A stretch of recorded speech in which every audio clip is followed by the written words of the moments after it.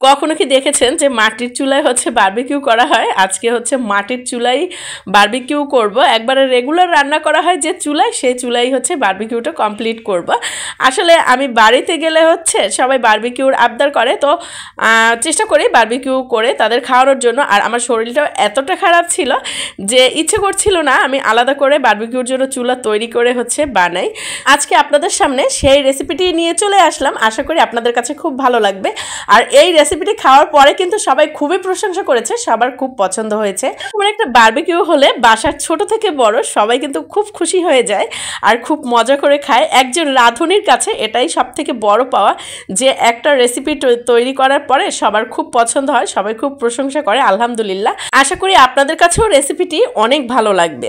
এখানে হচ্ছে প্রায় 3.5 কেজি ওজনের একটা ফার্মের মুরগি নিয়ে নিয়েছি। ভালো করে ধুয়ে পরিষ্কার করে পানিটা একবারে শুকিয়ে নিয়েছি। আর এর মধ্যে দিয়ে দিলাম হচ্ছে 1 টেবিল চামচের মতো আদা বাটা, 1 টেবিল চামচের মতো দিয়ে দিয়েছি রসুন বাটা। বারবিকিউতে কিন্তু রসুন আর আদার পরিমাণটা একটু বেশি দিবেন। আর আমার এখানে যেহেতু স্ট্যান্ড ছিল না, যার কারণে কিন্তু ভিডিও করার সময় একটু নোট ছিল, প্লিজ ক্ষমা সুন্দর দৃষ্টিতে আপনারা দেখবেন। আর দিয়ে দিচ্ছি হচ্ছে 1 চামচের মতো মরিচের গুঁড়া, রাঁধুনি মরিচের গুঁড়া, যেটা ঝাল অনেক সেটা। আর দিয়ে দিচ্ছি হচ্ছে সামান্য পরিমাণে হলুদের গুঁড়া, আপনারা এখানে আপনাদের পরিমাণ মতো দিয়ে নেবেন।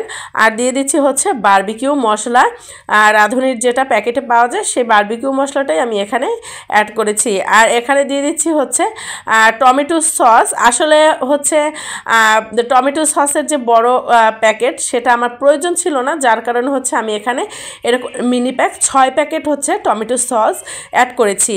আর এখানে দিয়ে দিলাম হচ্ছে সয়া সস 1 টেবিল চামচের মতো। তো লাইট সয়া সস যেহেতু একটু বেশি দিলে সমস্যা নেই। আর দিয়ে দিচ্ছি হচ্ছে এখানে 2 চামচের মতো চিনিটা দিলে কিন্তু স্বাদটা অনেক বেড়ে যায়, আপনারা জানেন বারবিকিউতে চিনিটা দিলে বেশ ভালো লাগে খেতে। আর এখানে দিয়ে দিলাম হচ্ছে পরিমাণ মতো লবণ। তো সব মশলাগুলো আসলে আপনারা পারফেক্ট দেওয়ার চেষ্টা করবেন। আপনারা যতটুকু মাংস নেবেন সেই অনুযায়ী হচ্ছে পরিমাণ মতো আপনারা মশলাটা দিয়ে নেবেন। আর দিয়ে দিচ্ছি হচ্ছে লেবুর রস, একবারে সুগন্ধি যেটা লেবু, সেই লেবুর রস চেপে দিয়ে দিলাম। আর এর জন্য কিন্তু অসাধারণ একটা ফ্লেভার অ্যাড হবে। আসলে গ্রামের মানুষ কিন্তু কিছু কিছু খাবার রান্না করতে খুবই ভয় পায়। এরা কিন্তু রেগুলার রান্নাগুলো খুব মজা করে, বাট এই যে সিপিএস স্টাইলের বা রেস্টুরেন্ট স্টাইলের রেসিপিগুলো ওরা একটু মানে ইগনোর করে, ভয় লাগে যে হয় না হয় কিভাবে কেমন হয়। তো আমি বাড়িতে গেলে এই রেসিপিটি করার চেষ্টা করি, সবাই খুব পছন্দ করে। আর এর মধ্যে দিয়ে দিলাম কিন্তু 1 চামচের মতো সয়াবিন তেল দিয়ে এখন হাতের সাহায্যে খুব সুন্দর করে ম্যারিনেট করতে হবে। এখানে কিন্তু পেঁয়াজ বাটা আমি ইউজ করিনি, পেঁয়াজ দিলে কিন্তু পানি ছেড়ে দেয়। তো আপনারা পেঁয়াজটা ইগনোর করার চেষ্টা করবেন, এভাবে করলে দেখবেন কি পানি ছেড়ে দিবে না আর খুব ভালো লাগবে খেতে। আদা রসুনের কম্বিনেশন কিন্তু বারবিকিউর স্বাদটা অনেকটা বাড়িয়ে দেয়। তো এভাবে করে সুন্দর করে মাংসের মধ্যে মাখিয়ে নিতে হবে।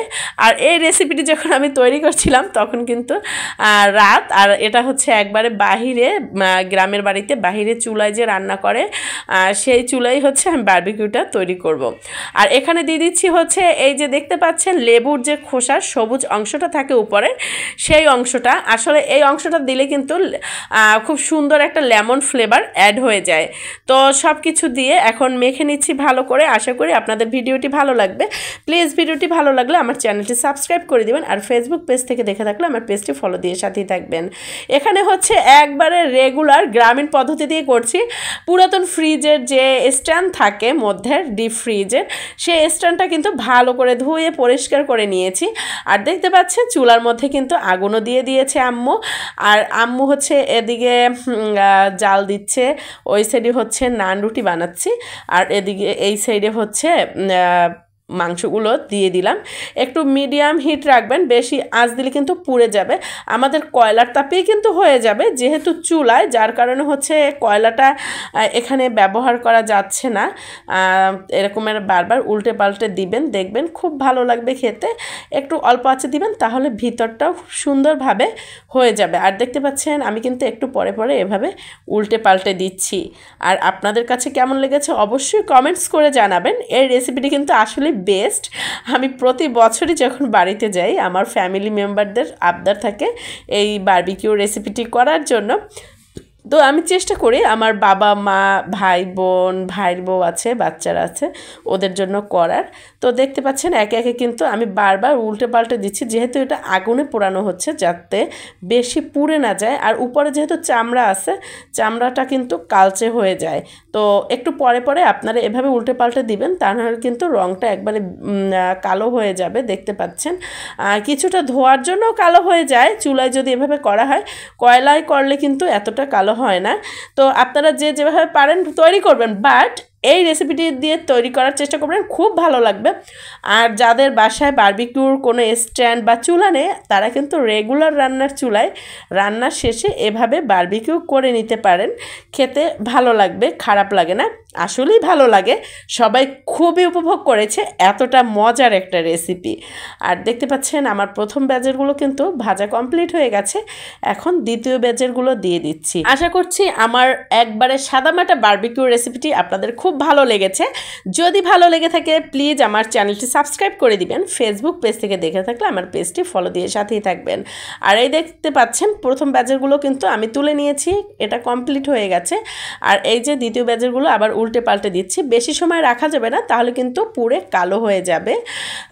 আপনারা ট্রাই করবেন একটু সাবধানে করতে, যেহেতু চুলায় হাতে লেগে না যায়, তাপটা কিন্তু উপরে উঠে আসে, যার কারণে একটু সাবধানে করবেন।